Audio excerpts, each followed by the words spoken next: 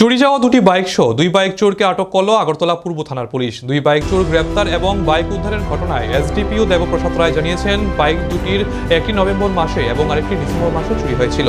এই ব্যাপারে বাইক মালিকরা আগরতলা পূর্ব থানার মামলা দায়ের করেন। থানার ওসি রানা চ্যাটার্জির নেতৃত্বে পুলিশ একটি টিম তৈরি করে তদন্ত নেমে চুরি যাওয়া বাইক দুটি উদ্ধার করেছে। বাইপাস সংলগ্ন এলাকায় রাস্তার পাশে জঙ্গলে এই বাইক দুটি লুকিয়ে রাখা হয়েছিল। ধৃত দুই চোরের নাম সুমন ভট্টাচার্য এবং বিশ্বজিৎ সাহা। এই দুই বাইক চোরের বিরুদ্ধে সুনির্দিষ্ট ধারায় মামলা দায়ের করা হয়েছে। তাদের কোর্টে পেশ করে রিমান্ডে আনা হবে। জিজ্ঞাসাবাদ করে তাদের কাছ থেকে আরো তথ্য পাওয়া যাবে, এমনটাই ধারণা এসডিপিও দেবপ্রসাদ রায়ের।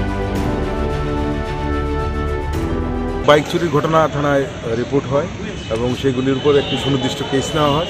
কেস নেওয়ার পর থানার ওসি, পূর্ব থানার ওসি রানা চ্যাটার্জি একটি টিম গঠন করে সেই অনুযায়ী তদন্ত শুরু করার পর এবং এলাকার মানুষের সহযোগিতায় দুইজনকে অ্যারেস্ট করা সম্ভব হয়েছে। এই ঘটনায় যারা জড়িত, একজন সুমন ভট্টাচার্য, আরেকজন হচ্ছে বিশ্বজিৎ শাহ।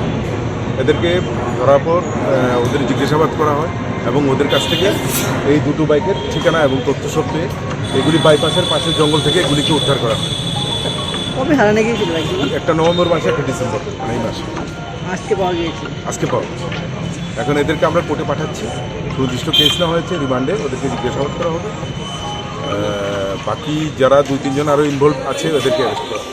স্যার, বাইকটি কোন জায়গায় মালিক তার আগে জানা? একজন হচ্ছে নতুনপল্লী ধলেশ্বর, আরেকজন হচ্ছে বনকুমারের। কোন জায়গা থেকে চুরি হয়েছিল কিছু বলে? এদের বাড়ি বাড়ি থেকে